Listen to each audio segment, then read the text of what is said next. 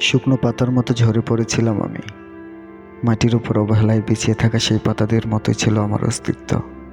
কেউ পাত্তা দেয়নি, কেউ ফিরেও তাকায়নি। জীবনের ঝড়ে যখন নিজেরই অস্তিত্ব বিলীন হওয়ার পথে, ঠিক তখনই কেউ একজন আমার জীবনে ধূমকেতুর মতো এসে হাজির হলো।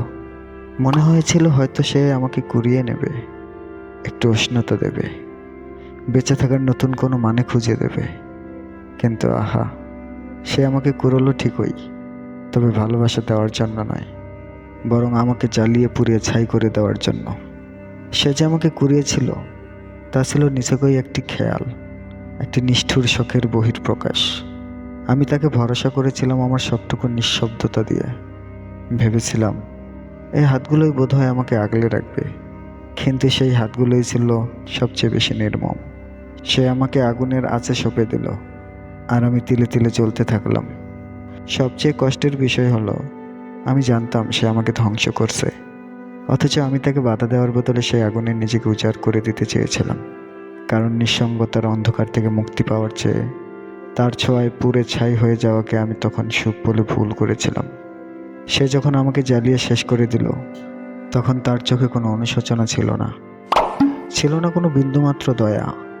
কেবল ছাই হয়ে যাওয়া আমার অস্তিত্বের উপর দাঁড়িয়ে সে এক অদ্ভুত নিষ্ঠুর তৃপ্তি নিয়ে চলে গেল।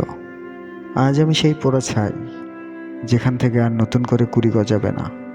বাতাস এসে আমাকে উড়িয়ে নিয়ে যাচ্ছে অজানা কোনো গন্তব্যে, যেখানে আমার কোনো অস্তিত্ব নেই। মানুষ তো কত কিছুই কুড়ায়।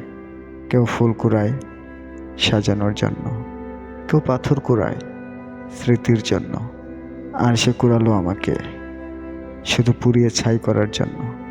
আজ বুঝতে পারি, সব কুড়িয়ে নেওয়া মানে ভালোবাসা নয়, অনেক সময় তা হয় চূড়ান্ত ধ্বংসের পূর্বাভাস। এই অবহেলার শহরটাতে আমি কেবল একটা অভিশপ্ত অধ্যায় হয়ে রইলাম, যার সমাপ্তি ঘটেছে বিষাক্ত এক দহনে।